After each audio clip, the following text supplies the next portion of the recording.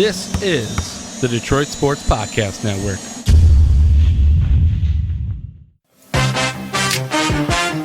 Welcome back to another episode of the Fantasy Fanalysts podcast. We are in week 12. Hope you guys had Taysom Hill at your tight end spot this week. Because if you didn't, he shouldn't be listed as a tight end. Nick, how was your fantasy week? Not great. I'll admit, I apparently didn't get the memo. I figured, okay, so here's my excuse, all right? Mm-hmm. I set my lineups half asleep, and I know, don't ever do this, half asleep. Don't ever do that. Early in the morning on Sunday morning. It was early in the morning. I set them then, so I wasn't 100% alert. There's my excuse. I'm gonna stamp that. That's my excuse. I figured, and I guess I made an ass of myself for assuming that FanDuel would do, well, the legitimate thing and make a guy who was named starting quarterback several days prior. I'm so like, let's see, QB.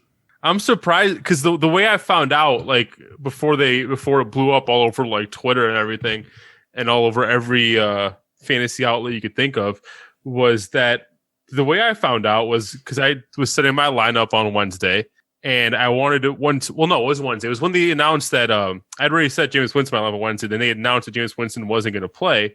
So I'm like, all right, let's pivot down to Taysom Hill. Let's see what happens. I wonder how much he costs. And I'm like, wait, where's Taysom Hill? He's not under QBs. And then I was like, oh, he could be under wide receivers. And then I checked wide receivers. He wasn't there. I'm like, is he under tight ends? And I checked tight ends. Like, oh, there he is for $4,500. Yeah, we're putting him in. Like, I don't understand how FanDuel can get away with having a guy who was named starting quarterback days ago, like several days prior to his matchup, still listed at tight end. That's, in my opinion, that's straight up laziness on FanDuel's part. Because once the values and all that are released, they don't, unless a game is canceled, nothing really changes. Okay, however, if they're able to make changes based on a game being moved, they can make changes based on the fact that a guy was named a starting position. Like, it's ridiculous that he wasn't. How did DraftKings handle it? Just out of curiosity. Same way? That's just ridiculous. So ESPN and I believe Yahoo. It's just it's ridiculous if you ask me. I do believe ESPN is removing the tight end eligibility this week. He was not listed at tight end in Yahoo. He was not in Yahoo. Okay. As far as I know, because someone in my Yahoo league added him, and he was not played at tight end. He was played at quarterback. So in ESPN, he's a QB tight end, so you could play him at ESPN. I don't think he's a QB tight end in Yahoo. I can actually verify that real quick. I know ESPN's changing the eligibility this week. He's no longer going to be tight end eligible. It should have been done last week. Like, there's no reason for him to be listed as a tight end. He is not a tight end, never has played tight end. He's lined up as tight end. No, he is listed only as a quarterback in Yahoo. Mm-hmm. He's only lined up as a tight end in a wildcat type situation. Like that's it. Or in trick plays. That's it. He's not a tight end. He is a quarterback that's used as a running wildcat type quarterback. It doesn't change the fact he's a quarterback, though. Mm-hmm. They've been saying he is their quarterback of the future for how long now? So, when is FanDuel going to get the memo? I don't think there was any, like, I still thought that Jameis Winston should have gotten the start. I mean, I did too. I don't think there was any reason for Taysom Hill starting other than Sean Payton scratching his own ego. It quite literally was Sean Payton being the smartest man in the room, trying to prove that, hey, I was right in not drafting another quarterback. That's what it was. But those rushing guards, it's not often you get to get 23 points out of a $4,500 tight end. It never happens because it shouldn't happen. Like I figured FanDuel would do the right thing and change the lineups and change his eligibility to quarterback because he was named starting quarterback several days prior, and that's just what you do when a guy is named a starting position. You play him at that position. But again, back to like how I misplayed this was I was looking through my lineups and setting my tight end position. I saw T. Hill.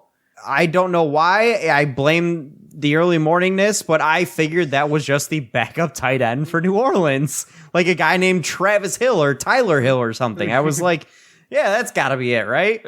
And I ignored it and went and played Logan Thomas, who put up a dud. That was bad. It was very frustrating to see that, and I was pretty pissed off, and because it literally there was no point in me checking FanDuel after that. It was done. It was over with. It was a mistake on my part. I blame nobody but myself and FanDuel because FanDuel clearly allowed. See, to do things right, if you're running a fantasy football league, you don't want to openly allow loopholes to happen. That's how you keep fair play as a mandatory situation. You don't allow loopholes to happen.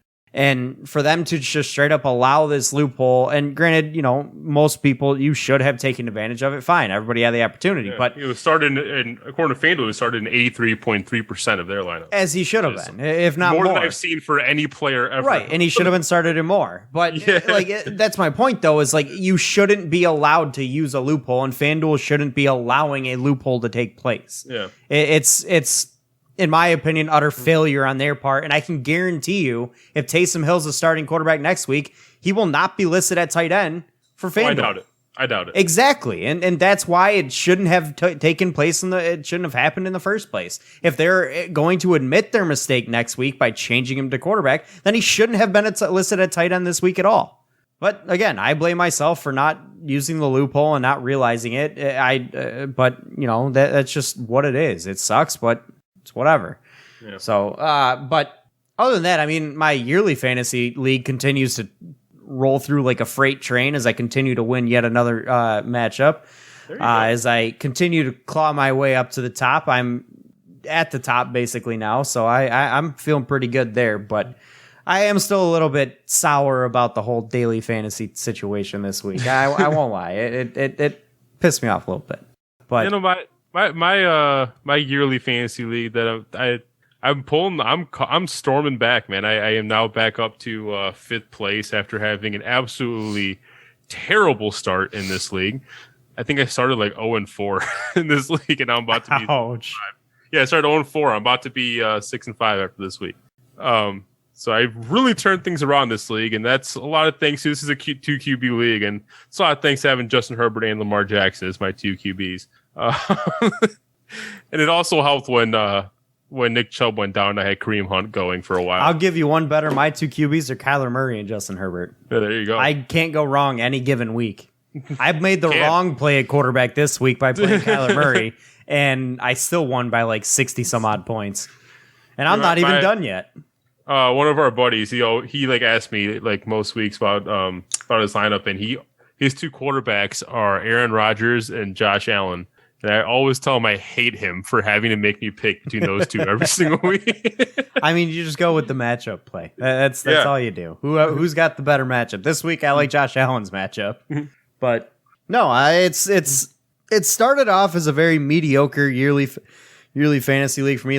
Kind of like you. Obviously, you started off poorly. Very poorly. I just don't understand this league. There's so many weird rules and stuff that I'm still getting the hang of the league as a whole. Right. And that's always tough. It's always tough going into a league where you just don't fully understand everything. IDPs, weird scoring, 2 QBs. Yeah. My league's got some weird scoring, and I'm still trying to get used to it and understand it, but I kind of got the gist of it now. It's basically if pass catchers and quarterbacks are way overvalued, and if you get over 100 receiving yards, oh my God, you're golden. Because a guy who has right now, so Cooper Kupp right now has 8 catches for 100 yards.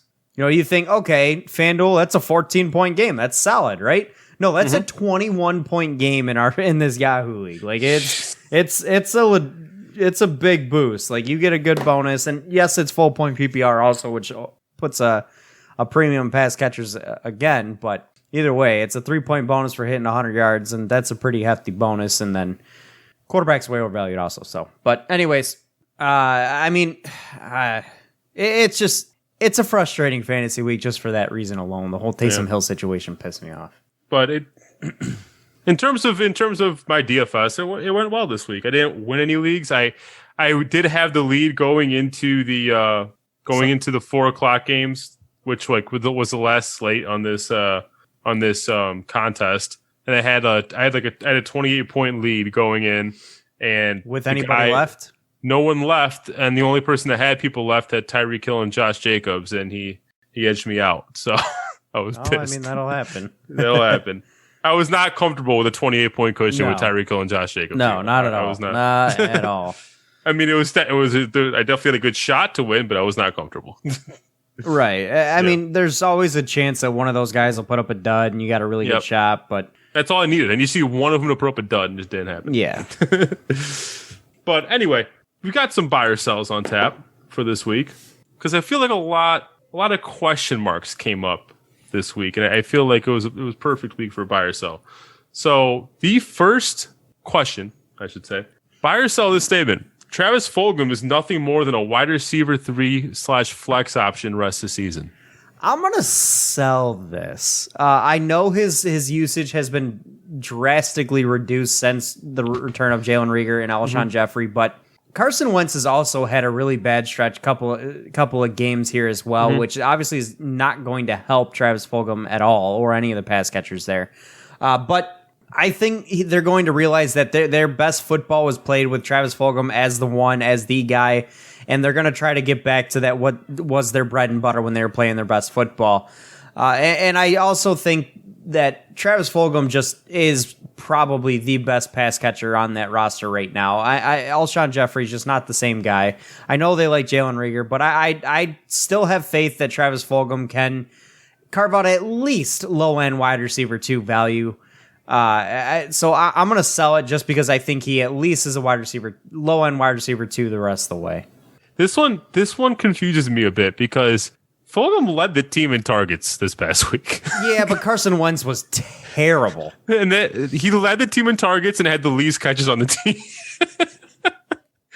I don't understand how that happens. That's why I'm a little confused as to where am I valuing Fulgham, because it looks like his target share has not been cut into too drastically, but at the same time, it's probably the quality of targets. Exactly. That he's getting, the quality of the targets.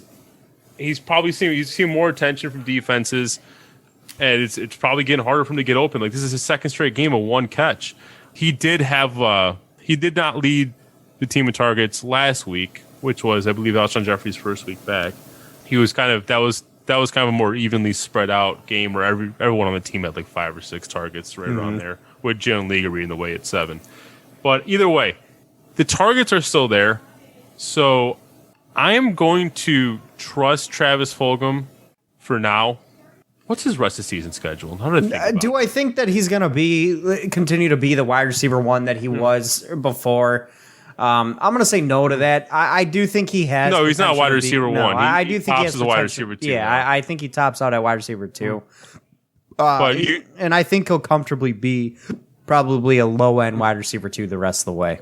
You take into consideration though that he has games coming up against Seattle, Arizona, Dallas. Those are some pretty soft games for wide receivers. Then he has tough games like New Orleans and Washington. But I think he has enough favorable matchups here that he could still give you wide receiver 2 value rest of the season. So I'm not going to go as low as saying flex, but it could get there if he doesn't pick it up soon. All right, our next buy or sell. Le'Veon Bell is droppable. I don't think I've ever said those 2 words in the same sentence. I hate to say it because I still think he's a good player and I don't think he's utilized the way that he needs to be, but I'm going to buy this. They just don't seem to want to give him the football or give him an opportunity to make to set his role in that backfield and try to earn his role in that backfield in game time. So I'm going to buy it because until I see them give him any type of role in that backfield, he's just not worth keeping on my roster. I agree. I mean, if any, like this last game against the Broncos, this was a blowout on part of the Chiefs, and Le'Veon Bell still only got 6 carries. So, like, if he wasn't going to get the opportunity here, he's not going to. This is a team that doesn't focus on the run much at all. I mean, Hilaire in this game only got 8 carries. This is a 43-16 blowout. This is the type of game where the whole second half you're just running the football and controlling the clock. That's the thing I like about the Chiefs, though, is even if they're up by a ton, they don't take the foot off the gas. Not at all. I don't know why teams don't learn from that, because how many times have we seen a team down 3 scores come back and make it interesting? Yeah, exactly. Come back and make it interesting because the other team's just sitting there pussyfooting around, running the ball nonstop and not scoring at all. Yeah, I agree. And because of that, Clyde Edwards-Helaire, he's the only one that has any value in this backfield, and even him I don't like because they don't run the ball much. And so having the second option on this team, I think Le'Veon Bell is droppable. And that's coming from someone who was a reluctant Bell owner this year. All right. After Joe Burrow suffered a pretty gruesome season-ending knee injury, should fantasy owners be tilting on Tyler Boyd or any Cincinnati playmaker like T. Higgins or Gio Bernard or Joe Mixon? I would be slightly. I'm going to buy it slightly just because the backup quarterback there, I believe, is A.J. McCarron. Is that right? Ryan Finley, I think. Ryan Finley. Okay, either way. I would be...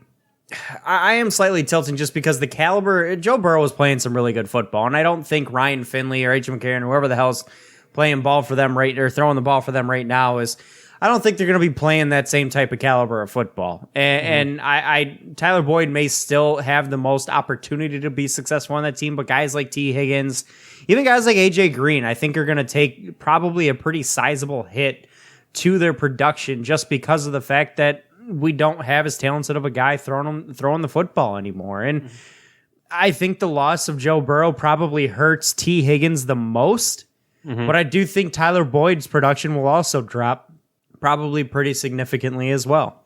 Yeah, I don't think that the targets are going to drop, but I definitely think the quality of those targets is going to drop because you look at Ryan Finley last season. I mean, I think he had 3 starts last season, 47% completion rating, turned the ball over 6 times, only throwing 2 touchdowns. Like, he was not efficient at all. So I don't have, unless they go a different way at quarterback, I don't have much faith in Ryan Finley himself to keep Tyler Boyd relevant enough to make me not want to tilt on him. So I'm buying that. I'm full tilt on Tyler Boyd right now. Okay. All right. Antonio Gibson, coming off a strong week. Coming off a few strong weeks. Yeah. Is he RB1 rest of the season, Nick? Yes. I'm going to buy that. I do think he's at least a low-end RB1 the rest of the way.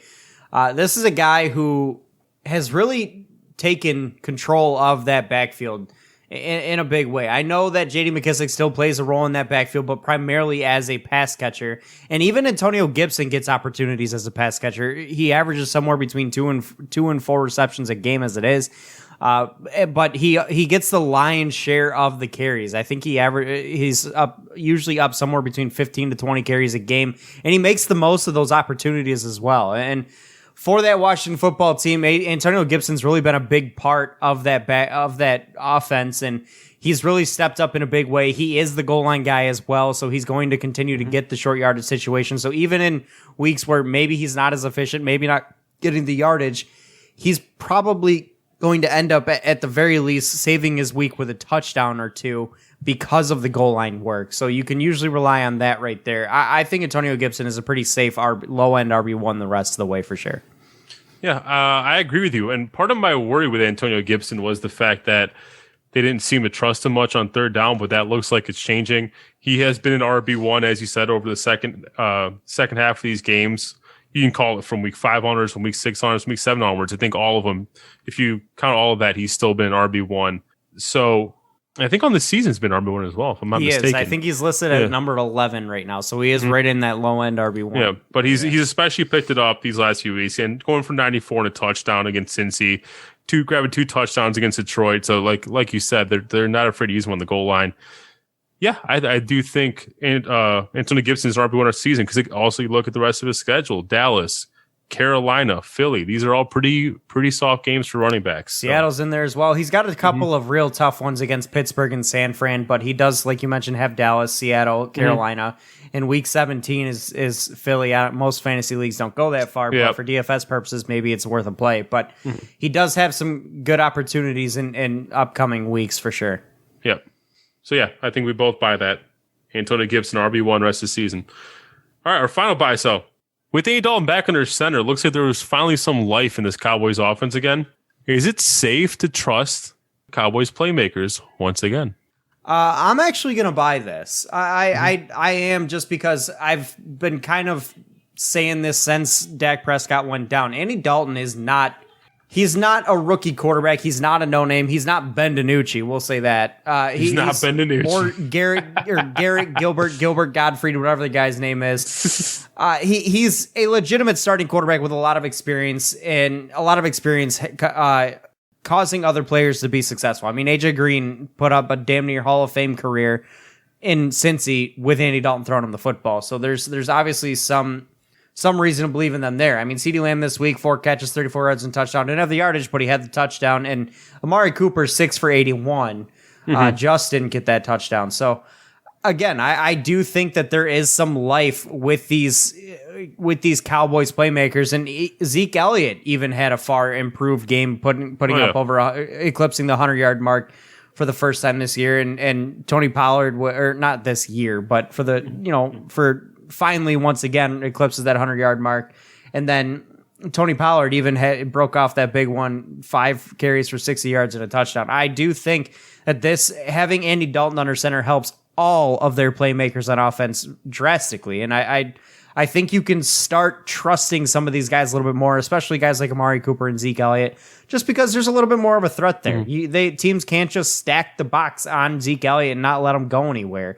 They have to respect that Andy Dalton can actually hit his receivers in Amari Cooper and CeeDee Lamb and Michael Gallup, and they'll make plays if you get him the football, and Andy Dalton can get him the football.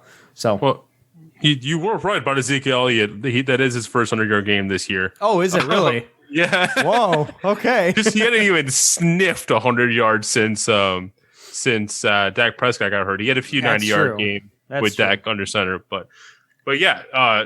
Looks like Ezekiel. I feel stupid for not playing Ezekiel. He was probably the cheapest I've ever seen him in DFS this week at 8,000 flat. I mean, he only got you 10 points in terms of rushing. He still got you a touchdown. And he did get a receiving touchdown. That's right. So, but no, I agree with you. I wasn't too high on Andy Dalton at first because what I saw from him under center and in Dallas was not too promising at Shaking first. the rust off. Now, there is a chance that they just could be taking advantage of a bad defense, but the Vikings defense had actually picked it up the last few weeks going into this matchup. But yeah, I definitely up the values of guys like Amari Cooper, Ezekiel Elliott, CeeDee Lamb, even Dalton Schultz finally showed some life again. Catching a touch. So we'll see if they can keep it up, but right now I may be looking to try to buy low on some of these guys. So it is possible to take a look at buying low on guys like Zeke Elliott. I know there's been people who have looked to trade him, maybe even Amari Cooper. There's some possibility to go out there and get him. So I do think I do have quite a bit more trust in those Dallas playmakers with Andy Dalton under center for sure. Yeah. All right. Those are our buy sells for this week. All right. Shall we move on into waivers? Yes, sir. All right. So the first waiver I have, and this is a little bit more of a fun one. Now, this is a guy I played in a free voucher lineup in FanDuel this week just for fun, because I know that the Lions tend to make no-name backup quarterbacks look really good, historically speaking. So I say I like what I saw. I liked what I saw this past weekend from him, and I'm saying go ahead and pick up PJ Walker, quarterback from the Panthers. He's 0% owned. And I'm saying this is purely a matchup play this week. If you have a really bad matchup or a quarterback's hurt and you're unsure what's going on, maybe take a look at PJ Walker, or even in DFS purposes, going real cheap at quarterback and punting there because he still could put up some good points. He's 0% owned right now in CBS leagues, but he's got a really good matchup coming up against the Vikings. We saw Andy Dalton put up 200 yards and 3 touchdowns against the Vikings, and I really don't think PJ Walker's that much worse. And he's got weapons galore there with Mike Davis, with Robbie Anderson, DJ Moore, Curtis Samuel, and he used them all. So I think that PJ Walker's got a good opportunity to have to put up some numbers this week, and I like what I saw from him. So that's a guy I would say take a look at for sure. I agree with you, but have we heard about Teddy Bridgewater's status at all? We have not. Mm-hmm.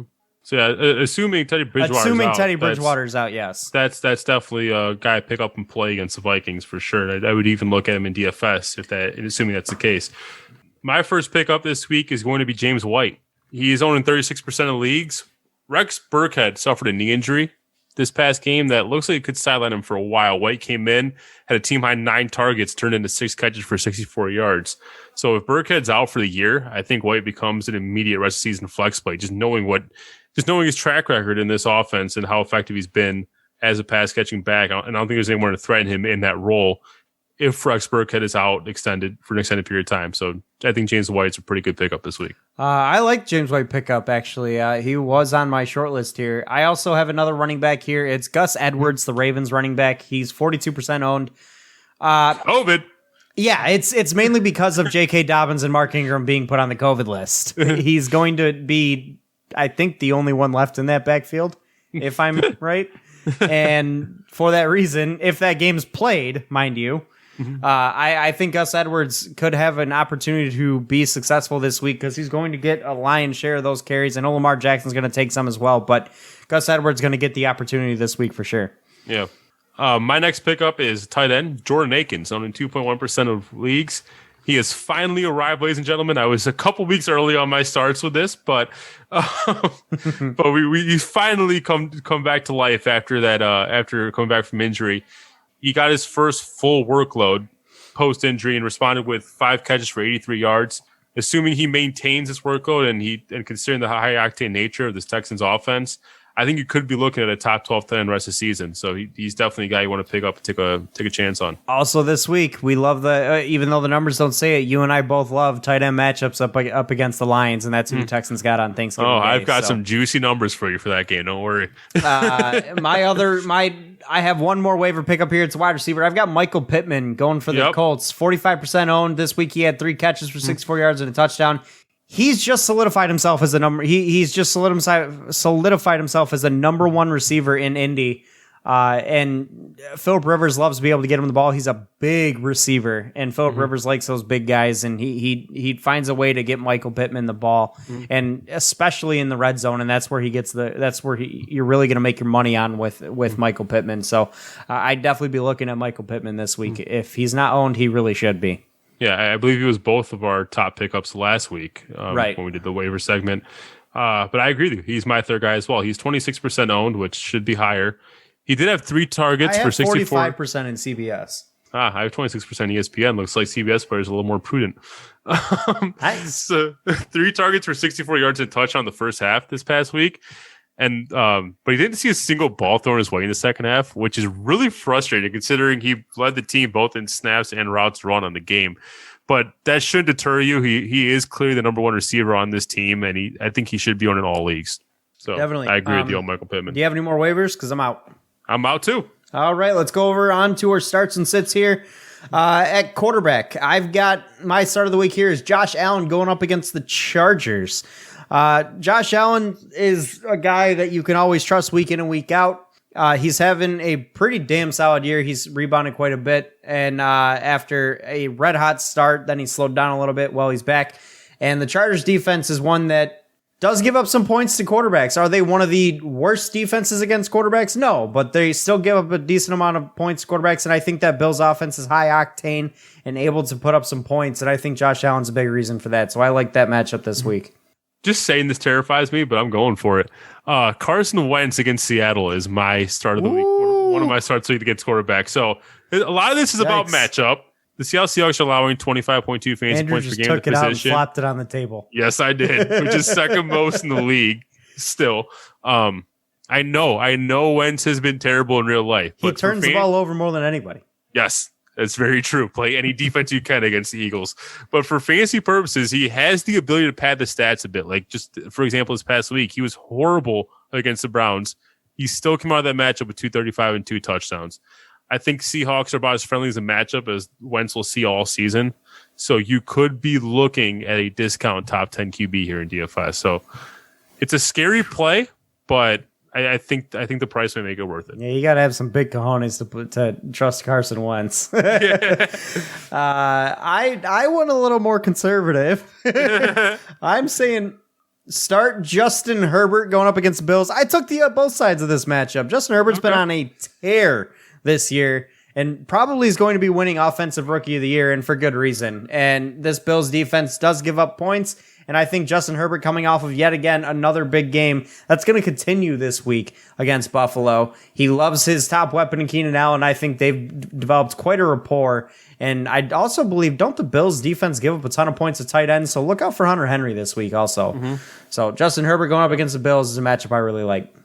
Yeah, hint into starts of the week for tight ends. All right. My next guy, if the prospect of playing Wentz was too terrifying, take a look at Derek Carr against the Falcons. Again, I'm going for the matchup here. Falcons are allowing the most fantasy points per game in the position. No surprise there. Drew Lock and Teddy Bridgewater have each thrown for 300-plus yards and 2 touchdowns against them. Foles hung 3 touchdowns in this team. Taysom Hill just put up 24.5 fantasy points against them. At the tight end position. Derek Carr is going to go a 3-touchdown game against the Chiefs, and I think momentum is a very real thing, especially for quarterbacks. So I think that momentum will carry him into this week. Moving on over to sits here. I got one more start. Oh, do you? Okay, all right. Overachiever over here. Low-hanging fruit, so I allow myself a little leeway after going deep for 2 of them. Deshaun Watson against Detroit. Over the last 5 weeks, believe it or not, every QB that's faced the Lions has gone for either 300-plus yards or 3 touchdowns. And that includes an XFL QB and a QB playing on one leg. So I think Deshaun Watson goes for 300 total and 3 touchdowns against a collapsing Detroit Lions defense. I think that's just a no-brainer at this point. Just start anybody against the Lions. That team is just, God, they're bad. It was just not even fun watching that. That first half was one of the most boring first halves of football I've ever watched in my life. Same with the second half. Yes, it was an absolutely god awful football game. We had the most honestly the most entertaining part of the game was watching an XFL quarterback look good. Yep. Moving on over to sits. I know I've been praising him all year, and I love the guy. I think we got the same guy, but I'm sitting Kyler Murray going up against the Patriots this week.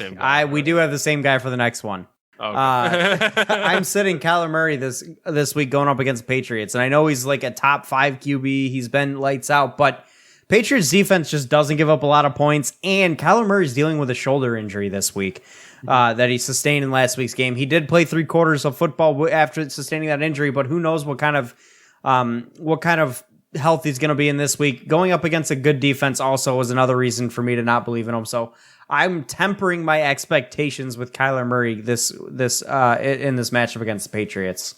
Yeah, that's I think you're spot on there, and I think knowing how high you've been on Kyler Murray all season, and rightfully so. I think it says a lot when you put him as a sit. I will say if you do look last week with Deshaun Watson against the Patriots, I mean, he's a similar style quarterback to Kyler Murray. He fared well, but I don't necessarily think that means Kyler Murray will fare well as well, because I do think Kyler Murray's been a little more volatile this year than Deshaun Watson's been. He has been a little more volatile. Also, I do think the shoulder injury is something to really take a look at as well, because that may temper his ability to throw the ball downfield a little bit to DeAndre Hopkins. Yeah, so you do make a good point, and they probably won't be able to establish the run as well as the Texans were able to. Right. Anyway, for me, Ryan Tannehill against Indy. That's my other one. Yep, that's my other one. The Colts are a top 3 defense against QBs. As a matter of fact, only 2 QBs have managed to put up 20 points against them. That's both NFC North guys, Matthew Stafford and Aaron Rodgers. Tannehill's production's actually slowed down quite a bit in recent weeks as well. He was averaging 22.2 fantasy points per week per game in the first 5 weeks of the season.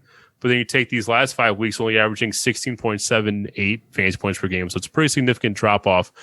Last time Tannehill faced the Colts was actually just a couple weeks ago in week 10, and he was held 147 yards and a touchdown. So this is a case where both the arrows pointing down on a player and he's heading into a brutal matchup. So I avoid him. Just when I started to get all excited that my hot take on Ryan Tannehill to start the year finishing better than Aaron Rodgers was going to come true, he just starts to fall off the table. No, I completely agree. Ryan Tannehill's got to be a sit this week up against Colts.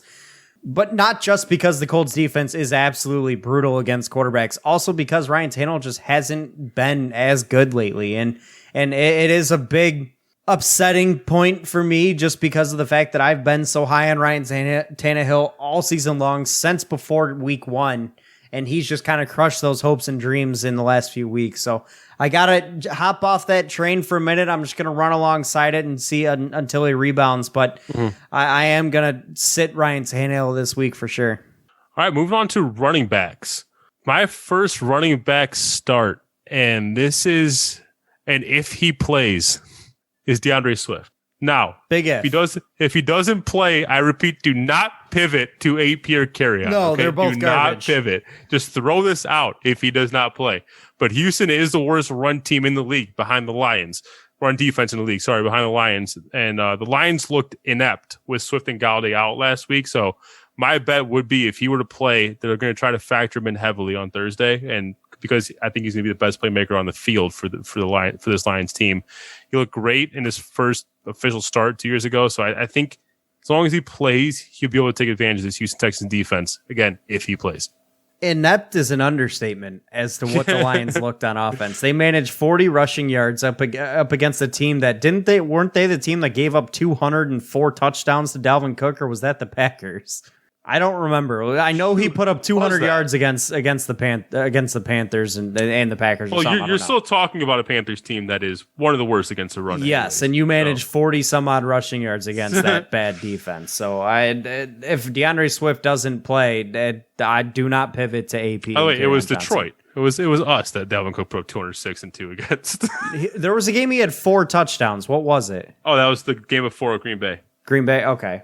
What did he do to the Panthers? Did he play the Panthers? He gets him this week. I couldn't in good conscience put him in my starts of the week. And you know what? I'm literally staring at it that he plays the Panthers this week. And I'll get to that in a second. But my start of the week is going to be Nick Chubb going up against the Jags. Chubb, since he's come back from injury, has been lights out good. 2 straight 100-yard games, and I think he's going to have another one this week up against a really, really bad Jaguars rush defense. This is the team that gave 100 yards up to a guy you mentioned just a minute ago in DeAndre Swift. And I think Nick Chubb's going to probably put up 150 on him and probably score as well. I think Nick Chubb's got a really good matchup this week up against that Jags defense that's terrible against the run. So I'd definitely be looking at him heavily. And honestly, I don't hate the idea of playing both him and Chubb as well. Going back to your DeAndre Swift point, though, yes, I absolutely love the matchup play of DeAndre Swift up against the Texans. I'm just very curious to see if he plays. Yeah, I'll be straight up. I think it's a bit of a long shot, but I had to put it in there just in case he does. Just because they play in the 1 o'clock hour on Thursday. Yeah, it's exactly. A short week. Maybe they held him out this week because of the short week this week. I don't know, but I don't have my hopes. I'm not holding out hope that he's going to play this week. Yeah. My next start is going to be Gio Bernard against the Giants. I'm going a little bit against the grain. I went the same route. Because a lot of people are really afraid of playing Giants backs this week without Joe Burrow. But I'll preface it by saying this. Bengals back, sorry. I'll preface it by saying this. I don't think Mixon plays this week, but if he does, just pivot to him. That's a pivot you can make. Yeah, the Giants defense is giving up 20 fantasy points per game to opposing running backs, which is good enough to be bombed, or bad enough, I should say, to be bombed 10 in the league. And with Joe Burrow done from the year, Ryan Finley getting the start, I'm betting that the Bengals are going to try to keep the ball out of Finley's hands as much as possible and run as often as possible. And in those plays that are passing plays, I actually expect plenty of checkdowns. Also, considering it's the Giants, This is not a game where I'm going to immediately come in and say, yeah, game script's going to be unfavorable with Ryan Finley under center, because it is the Giants. There is a chance that the Bengals could be looking at a favorable game script. I wouldn't bet on it, but there's a chance. Either way, I think Gio will probably see plenty of volume in this game, which is why he's my start of the week. I went with Gio Bernard here as well.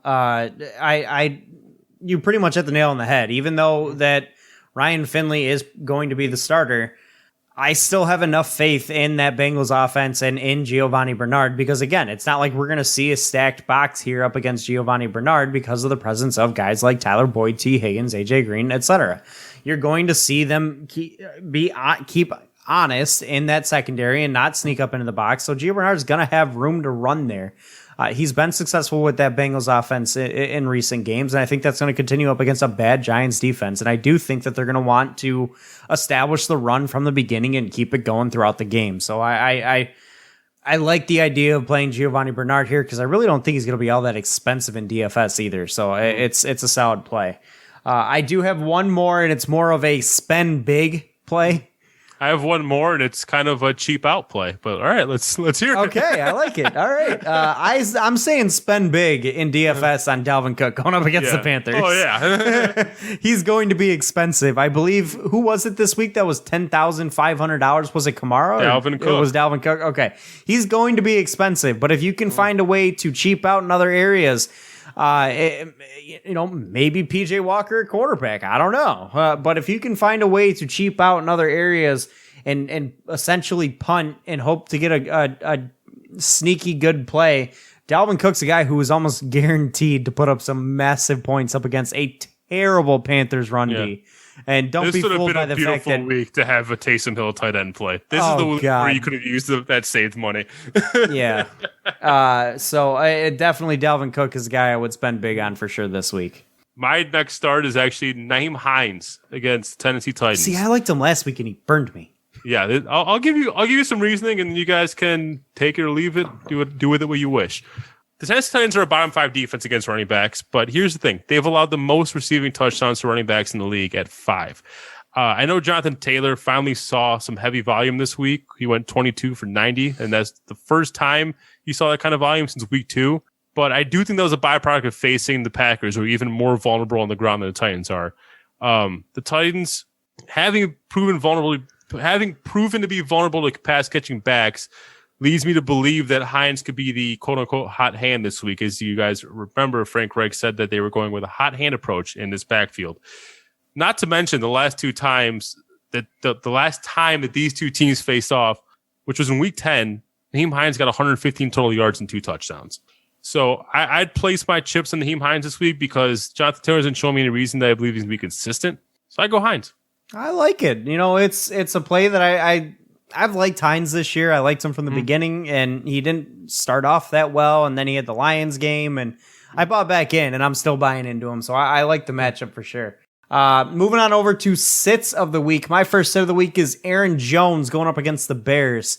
The Bears defense is very tough against running backs, and I just also don't think game script is really going to be in Aaron Jones's favor this week. I think it's going to be a very tightly contested game with that Bears defense, probably wanting to control TOP on offense, keeping the ball out of Aaron Rodgers' hands. And when the Packers have the ball, I think they're going to want to put it in the hands of Aaron Rodgers to beat that division rival and really lock down the top seed in the NFC North. So I think Aaron Jones is going to have a tough day at the office this week. And it just, a lot of it's going to have to do with the game script and going up against that tough Bears defense. Not to mention, he just hasn't looked the same since coming back from the injury. Absolutely not. My sit of the week is Josh Jacobs versus Atlanta. The Falcons have quietly risen to a top 3 defense against running backs, and that's despite facing heavy hitters like the aforementioned Aaron Jones pre-injury, Ezekiel Elliott, and Alvin Kamara. No running back has actually managed 100 yards against this team, or even 90 for that matter, and they've only allowed 2 rushing touchdowns to running backs since week 2. So, but here's the thing. I thought I was slick playing Kamara against him last week because with Taysom Hill starting, I thought the Saints tried to put the ball in his hands as much as possible rather than throw the ball downfield. Well, the Falcons held him to a 0 receiving yard game for the first time in his career. So, and he only managed 45 yards on the ground. So I'm slowly becoming terrified of this Falcons defense. I think Josh Jacobs is going to be a touchdown reliant play this week, and that won't be worth the price tag in DFS. I think one of the things that, because does seem like a really big anomaly with the Falcons, because their defense is not good in any way. And I think a lot of it is their offense is their best defense. And by that, I mean that teams don't really want to run the football too much against the Falcons because the Falcons can score and score a lot and score quickly. So teams kind of have to keep pace a little bit. And by running the football, you're not necessarily able to keep pace by establishing the run too much and keeping it in your running back's hands. You got to be able to score every chance you get. And so maybe there's a lot of drives where, hey, where we would have liked to give the ball to a running back, maybe we're not able to as much. And I do think that's what happened with the Saints as well, is just because they know they had to score at every opportunity and throw everything they could at them. And maybe that took the ball out of the hands of Alvin Kamara on the ground a little bit. So yeah, that's why I went with Kamara, because I was like, I wasn't playing the ground game there. I was playing that he's going to be effective to the air against the Falcons, because there's going to be a lot of check down passes, and the Falcons still suck at guarding pass catchers. They do, even if it's a running back. He did end up scoring a touchdown. He did get a touchdown. I bailed his fancy day out, gave him like 10 points or whatever, but that was it. You have any other sits at the running back position? I do have one more. It's Clyde Edwards-Helaire going up against the Buccaneers. Buccaneers defense is brutal against running backs. They do not give up a lot of points to running backs at all. And Clyde Edwards-Helaire, on top of that fact, is he just doesn't get the opportunity. Like we were talking about to start the show, that Chiefs offense just throws the football regardless of what the score is. And Clyde Edwards-Helaire just isn't given the opportunity. Neither is Le'Veon Bell. And the presence of Le'Veon Bell, even though he doesn't get a lot of opportunity, doesn't help Clyde Edwards-Helaire. Because like you mentioned, Bell had 6 carries, Helaire had 8. So, it's a pretty even workflow there. And I don't see Clyde Edwards-Helaire really getting much of an opportunity up against that Tampa Bay defense, just because that's just not what the Chiefs do. They don't like to establish the run that much. Yeah, you don't have to tell me twice. Clyde Edwards-Helaire. Moving on to wide receivers. Devontae Parker against the Jets is my first start of the week here. That's who I got. We already know the Jets aren't good defensively, but recently they've been especially bad. Over the last 3 weeks, the Jets have allowed an average of 262 yards and 2 touchdowns per game to opposing wide receivers. That is worst in the league during that time span by a mile. This includes a 145-yard game to Keenan Allen, a 169-yard game with Jacoby Myers, allowing Tyreek Hill and McCole Hardman to combine for nearly 200 yards and 3 touchdowns. Devontae Parker, he was in a bit of a slump, but he finally broke out of that slump last week, and as the only relevant wide receiver in Miami, I expect him to feast against this defense. I also have Devontae Parker as well, and like you mentioned, the Jets defense is absolutely terrible. That team looks like a team that's going to go 0-16, and I feel absolutely terrible for Frank Gore. This is probably his last season in the league, and he's going to go 0-16, but I also am going to put a little bit of weight on, no, because Tua is still technically the starter. So never mind. Let's just go with the fact that the Jets defense is terrible, and Devontae Parker's had a really solid year, and I think that's going to continue this week, regardless of who's at quarterback for the Dolphins. If it's Tua, if it's Ryan Fitzpatrick, even though I do think Devontae Parker played his best football with Fitzpatrick under center. You are correct. But I still think Devontae Parker's got a really good opportunity to put up some big points this week up against a bad Jets defense. This is where you're trusting that the connection finally happens with Tua and Devontae Parker. And it's trending in the right direction. This past week, granted, Fitzpatrick did come in this game. Yep. He had his highest target share since the bye week with 9. He had tied for the most receptions with 6. And had 61 yards and a touchdown also. So that also boosted him up a little bit. So, But again, that did have Fitzpatrick in there, and we know Fitzpatrick loves him some Devontae Parker. But I do think Tua was able to make that connection happen up against a bad Jets defense. My other start of the week, I've got Terry McLaurin going up against the Cowboys. Got him as well. Terry McLaurin just continues to be the number 1 guy in Washington. And there's no questions, ifs, ands, or buts about it. Terry McLaurin is a real deal wideout, real deal number 1 wide receiver, and one of the top fantasy options at wide receiver. And Dallas Cowboys defense sucks, and it's no secret there. And I think Terry McLaurin is just going to torch them all up and down the football field. And Alex Smith's going to have a field day, give him the ball. I have that too, and I agree with you 100%. Last time Terry McLaurin played him in week 7, he caught 7 balls for 90 yards and a touchdown, and this past season has only gotten worse since then. They're at a point now they're allowing over 30 points per game and nearly 2 touchdowns to the wide receiver position. So there's no reason for me to believe he can't, at a minimum, repeat that 90-yard and a touchdown performance from week 7. Moving on over to sits. I got one more start. More start. We're all really overachieving this week. Oh, yeah. My next start is Brandon Cooks against Detroit. I feel like I'm taking all my frustrations out of Detroit this week.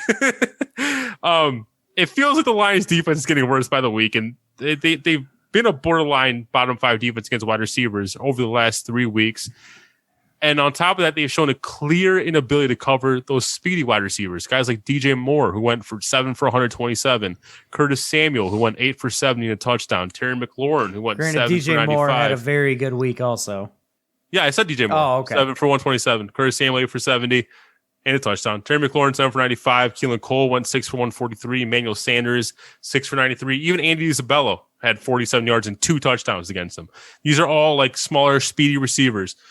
Much in the vein of Brandon Cooks. I'm high on the entire Texans offense this week, but I think Cooks, just based on the type of receiver he is and how this defense has performed against that type of receiver, he may just provide the best value of the bunch on Thursday. I was going to ask you, who do you think Jeff Okudah draws this week? Is it going to be Brandon Cooks or is it going to be Will Fuller? Fuller. You do think it's going to be Fuller. I'm actually kind of surprised about that because it seems like the Lions coaching staff wants to put Jeff Okudah on the speedier receivers, which makes no sense to me because he consistently gets burned by them. Continuously gets burned by them, but they've done it week in and week out. Yeah. I was just thinking as if I'm the Lions coach, if I'm the defensive coordinator, who am I putting? I'm probably putting Arwari on because he's been my best corner this year. Yeah. Or Justin Coleman if Cooks is in the slot. That's what I'm doing. I mean, but if Okudah's covering Cooks, that's even better. But frankly, if it doesn't matter if it's Okudah or Trufant in my mind, because I think both guys are getting burned by speedy receivers right now. We saw both guys get burned this past week, and against the Panthers. So I think it really doesn't matter who Brandon Cooks draws. I think he's just a step above what the Lions are able to put out there in the secondary, and I think that Brandon Cooks probably has over 100-yard day, even if he doesn't catch a touchdown. I think he's going to get a ton of catches. I'm calling like a 6, 7, 8 catch game for 120 yards and maybe a touchdown if he gets it. Yeah. Like I see a huge game coming from Brandon Cooks this week. Oh, yeah. Now we move on to sits? Now we can move on to sits. All right, my first sit of the week is going to be Adam Thielen going up against that Panthers defense that we talked about. Well, does he play? He just got put on the COVID list. Oh, that's right. He did just get. Is that game even going to happen? I don't know. I don't know. Well, then Justin Jefferson up against Panthers. There you go. The Panthers defense in the secondary has actually quietly been pretty good. They've gotten a lot of help from guys like Shaq Thompson, who loves to drop back into coverage and make plays in the middle of the field. He made a lot of them up against the Lions, and that secondary's been better. And I think without Thielen, especially, I think Justin Jefferson's going to have a little bit of a struggle up against this Panthers defense because he's going to be the guy who gets the attention there. And we haven't really seen him in that situation just yet. And I don't know that he's going to be able to flourish up against a solid Panthers secondary, who right now is coming off of arguably their best, I don't even think it's arguably, their best game of the year up against the Lions come with that shutout. So they're riding high, and we'll see if Justin Jefferson or if Thielen, if he plays, I don't know if he's going to play or not, if either one of them are going to be able to do anything up against that Panthers secondary. Yeah. I'm just going the entire Steelers wide receiving core against Baltimore. That's a good play.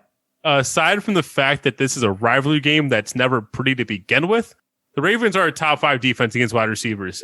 If you look at the over-under for this game, it's one of the lowest of the week at 46.5 with the Steelers favored by 3. So that's an implied point total of around 24, 25 points for the Steelers, which is well below their season average of 30 points per game scored. It's actually right about it's right around their lowest point total on the season, which is 24 is their lowest point total on the season. So that being said, if you look at the first time these two teams met this year, Juju, Claypool, Deontay Johnson, that receiving core of the Steelers, combined for 115 yards and 1 touchdown. You take all this into account, I'm not interested in playing any of them this week. I completely agree with you. That Ravens defense is no joke, and I think the Steelers are going to struggle a little bit there. My next set of the week is going to be Amari Cooper going up against the Washington football team. Right now, they are 29th, 4th best against receivers at giving up points, giving up fantasy points to receivers, and Amari Cooper, I know we just said that, we can trust him, but I do think he gets a bad draw this week up against a good Washington football team defense. They rush the quarterback a lot, and the Cowboys' offensive line is depleted right now. And I think they're going to be able to get to Andy Dalton quite a bit to make him uncomfortable back there. So while I am putting more trust in that Dallas Cowboys, we'll call it pass catching group. Mm-hmm. This week is not the week I'm going to be looking to play them up against Washington. That defense is pretty solid, and they're very solid against wide receivers. Yeah, I agree with that. Move on to tight ends. Let's do it. My first tight end start is Hunter Henry against Buffalo. I mentioned it earlier. Yep. The Bills are allowing 9.5 fantasy points per game in the tight end position, which is borderline bottom 5 in the league. Just a couple weeks ago, they actually allowed Jacob Hollister to go for 60 yards, which is like triple his previous highest point total this season. By the way, his career high is 64 yards. So considering his share of the offense, I think Henry should be good for 50 and a touchdown here. The Bills do give up a ton of points to tight ends, and that's a big reason why I put Hunter Henry up here. Plus, Justin Herbert's just been an absolute stud this year, and Hunter Henry's a big help for him there. I expect Hunter Henry to have a big week.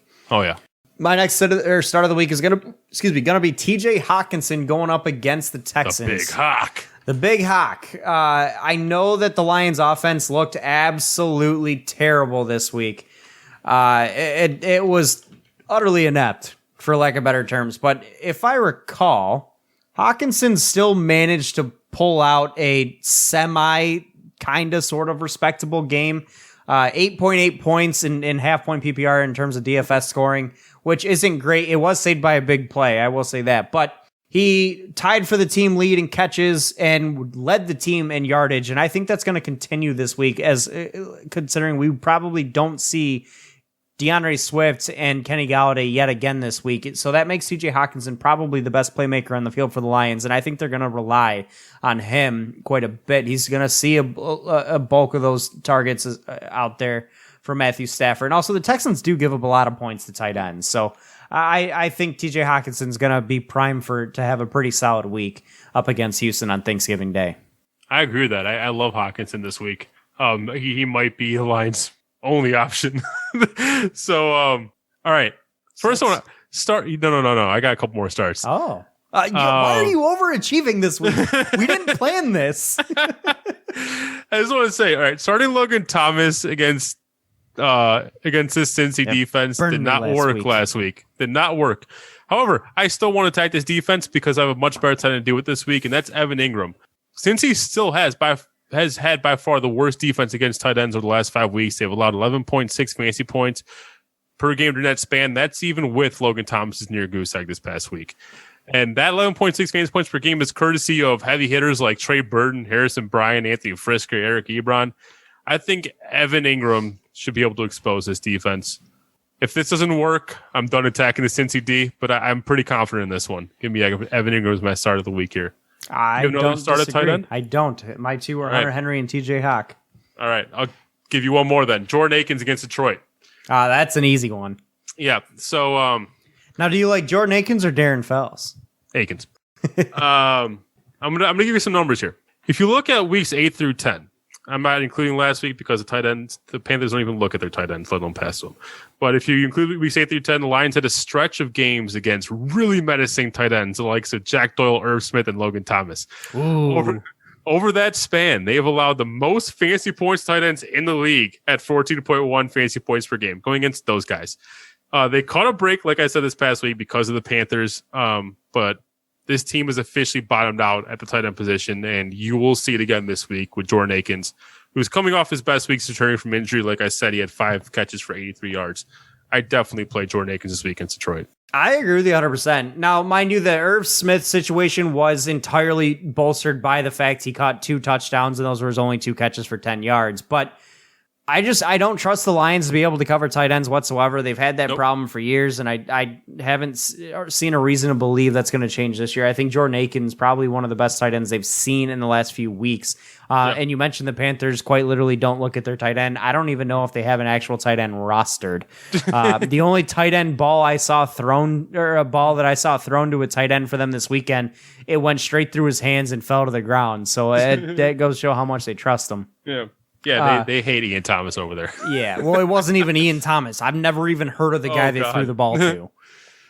So I definitely don't think you're going to see the Lions really put up a big fight up against Jordan Akins. I think Jordan Akins is going to have his opportunities this week to put up some big points. Oh, yeah. Going over to sits. Yes, sir. Jared Cook going up against the Broncos. Broncos defense is very tough against tight ends. It's one of those defenses that stops tight ends from putting up a lot of points here. I had the ranking. Where'd it go? Hang on a minute. I got you real quick. They are, I think, 7th in the league against tight ends, towards the top 10. We'll go with top 10 in the league against tight ends. And Jared Cook this past week was held to 1 catch for 6 yards. And I think a lot of that has to do with the fact that Taysom Hill was the quarterback. So until anybody else is at quarterback for the Saints, I'm not going to be trusting Jared Cook whatsoever. I just don't see him utilizing that tight end position very much. And I think that's going to continue this week up against the Broncos. Yeah, you had a really good spot for Jared Cook this past week against Philly. But Atlanta. Yeah. Was it Atlanta or Philly they played this past Atlanta. week? Atlanta, sorry. Yeah, you're right. Atlanta. Jesus Christ. Against Atlanta, he was the worst team against tight ends in the league. And Jared Cook was my start of the week last week because of that. Granted, we did say it was because of Jameis Winston. It was not because of Taysom Hill. Yeah, but it was what I'm saying. Like once then Taysom Hill got named the starting QB and threw to him like one time. Yep. So my sit of the week, I'm going for Big Air here. Mark Andrews. That's exactly who I got. I feel like I picked on him a lot this year. Really? Yeah. I feel like I've made him one other time my sit of the week. I'm not sure. I have to go back. I don't know. Maybe it is only one other time, but I feel like I picked on him this year. Like I said earlier, points are going to be hard to come by in this game. The last time these teams played, Andrews had 3 catches for 32 yards. Now, I do view that as more of a floor projection for Andrews, but it is one that is certainly possible, if not likely. And it's enough for me to say no to paying up for him this week. So he's my sit of the week at tight end. He's also my sit of the week at tight end, and a lot of it has to do with, like you said, points are going to be at a premium this week. And also the Steelers are the best team in the league against tight ends. Yeah. So you're not going to see Mark Andrews put up big points this week. That's for sure. Well, I do have a bonus start. This doesn't really count as one of my starts because it's obvious, but I have to mention it. Darren Waller against Atlanta, because it's not often you get a top 3 tight end against a worse defense against tight end. So if you can afford them, play them. Yeah. Defenses. I'm going with the Browns up against the Jaguars. I don't even know the name of the quarterback for the Jags. He isn't any good. He throws a lot of picks, and the Browns defense, who just made Carson Wentz look really bad, I think they're gonna make. Let me get his name. Let me get his name. Here we go. His name is Jake Luton. Oh yeah, Jake Luton. Yeah, Jake Luton. I was he trying to shuffle that one. Just to give you an idea. Now, mind you, this is the Steelers defense we're talking about, but he went 16 to 37 for 151 yards, no touchdowns, and 4 picks. So I think the Browns are going to have a field day this week. I would be paying up for the Browns defense up against those Jaguars. So I definitely think there's a play you want to take advantage of. Oh yeah, my DST flyer deep start, whatever you want to call it. New York Giants against Cincy. Assuming Ryan Finley gets a start, like I said before, in his 3 starts last season, he had a 47% completion rating, which is not good. Turned the ball over 6 times, only threw 2 touchdowns. Just going off that, I think the G-Men should be a pretty safe play here. Don't disagree. I've also got the Washington football team going up against the Cowboys. Washington's been a pretty solid defense all year long. And the Cowboys offense, I know, had a solid week this past week, but again, with Andy Dalton under center, you don't know what it's going to be. And I really don't expect Chase Young to be able to, or not Chase Young, Zeke Elliott to be able to run a whole bunch on that Washington D line. And also, would Chase Young be a good fullback? Probably. Did you see what he did to Joe Burrow this week? God damn. But I also think that the Washington football team, with the Cowboys' depleted offensive line, I think they're going to be able to get to Andy Dalton quite a bit and make him uncomfortable, maybe throw a few turnovers, get some sacks, maybe force fumble. So I think Washington's probably a pretty solid play up against the Cowboys. And they've honestly been fairly cheap for most of the year in DFS. Yeah. So, well, they weren't past couple weeks, but they were to start. Right. You know what surprised me? I knew it wasn't going to be like one of the. I knew it wasn't going to the cheaper defenses, but I thought they're going to be middle of the road. But the fact that the Dolphins were a top 3 defense in terms of price for DFS this past week surprised me. They were actually number 1. Were they number 1? Yes. No. I don't think they were 1, but I thought they were in the top 3. The Steelers were number 1. They were number 2. They were and they didn't 2 or perform 3. anyway. So no, it was terrible. I was very disappointed. Did you play them? Yes. Oh, geez. I played them in a couple of matchups. I was very disappointed. But yeah, I was surprised how expensive they were. Yeah, I was too. But honestly, I'm mad because I was debating Aren't they like a 6-win football team right now? Like they're playing some good football. Yeah, they're playing solid. They're just not really known for their defense. No.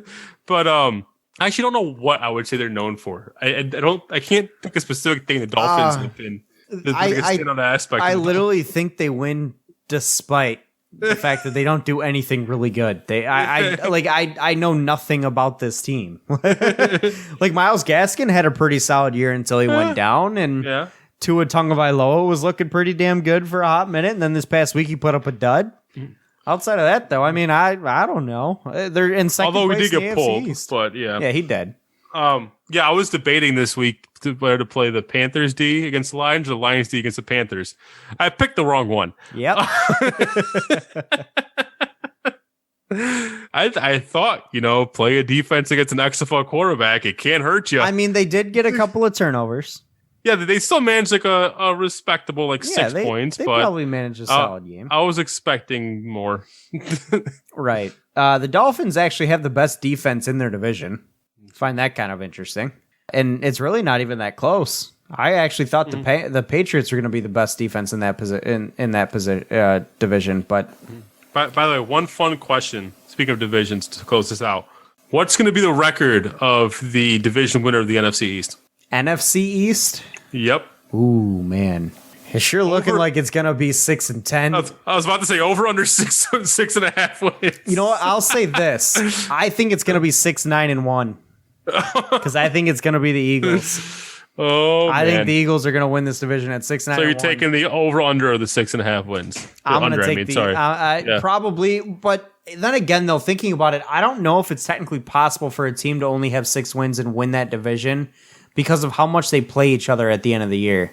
I don't know. I'd have to actually really do the math and look at it, but I will say I do think the Eagles win that division at 6-9-1. Let's see. Hold on, real quick. The Eagles play. Okay, they got the Cowboys in week 16. They have Washington in week 17. That's it. Oh, yeah. No, yep, that's it. So only 2 more games in division. Okay, hang on. Let's see. So it's certainly possible. It very possibly could be. The Giants only play a division opponent one more time. Eagles play 2. Washington plays 1, 2. Mm-hmm. And which means the Cowboys play 2. They can't play 3 right. at that point. Or 1. Well, actually, the Cowboys play 3. The Cowboys play 3. They do play 3. Yes, they've got Washington, Philly, and New York at the end of the year. So they've got 3 games against their division opponent. So technically speaking, they could still only end up with 6 wins if they were to win out in their division. Which is they look a little bit better when they don't. And at that point, I think possibly we could be talking about a 6-win team. Has it ever happened? I don't actually know. Ever. We look it up. Worst record to win a division in the NFL. Here we go. To close out today's show. 4 worst division winners in league history says 2015, so I believe it's still accurate. The 2011 Denver Broncos at 8-8. The 2014 Carolina Panthers 7-8-1. The 2013 Green Bay Packers at 8-7-1. I thought the Seattle Seahawks one year won it at 7-9. Oh, they did. Yeah, 2010. Seahawks 2010 7-9. So yeah, that would be the worst. 7-9. If a 6-win football team won their division, that would be the worst team to ever win a division. That would be so awesome. Like, could you imagine the score of that first round game? Oh God! Like any team out there would beat them. Yeah. I can't believe how bad that division is. The Lions would be the division leaders in that division right now. That's embarrassing. Yep. That team just got shut out by a 3-win, now 4-win football team. With an XFL quarterback. Yeah. All right. That about does it for us on tonight's podcast of the Fantasy Fanalysts. Yes, it does. Thank you guys for listening. As always, check out our other podcast, The Fan Report, also brought to you by the Detroit Sports Podcast Network. We talked a lot about the Lions and their ineptitude, and we talked about the Pistons NBA draft as well. I really do think I let my frustrations a little bit more in this podcast than I did in that one in terms of the Lions. We had a little bit more fun at their expense. The only position group I didn't start against them was David Johnson, their running back. It's the only guy I didn't. And honestly, he may actually play really well. I just sure don't trust him anymore. That's all it was. Fair. But anyways, though, guys, thank you again for listening. Follow us on Twitter at RealFanReport. Andrew, thank you for joining us, and we will catch you guys next week. Good luck and happy Thanksgiving to you all, and stay safe. Peace out. Enjoy your turkey if you're having it.